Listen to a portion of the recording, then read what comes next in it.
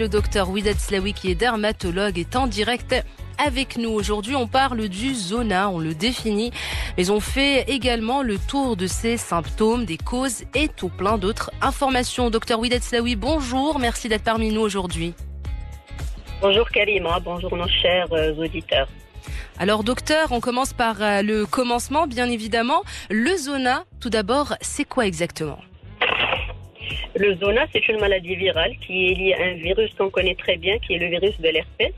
C'est le même virus de la varicelle. D'ailleurs, c'est une réactivation du virus de la varicelle. D'accord. C'est un virus qui est contagieux, qui se transmet par contact direct avec le liquide des vésicules et qui se manifeste par comme une éruption vésiculeuse douloureuse. Et ce qui est caractéristique vraiment, c'est la disposition métamérique qui se trouve le long d'un nerf, souvent au niveau du visage ou du thorax, mais d'un seul côté de l'hémiceinture, par exemple. Et docteur, quels sont les premiers signes auxquels on devrait faire attention ?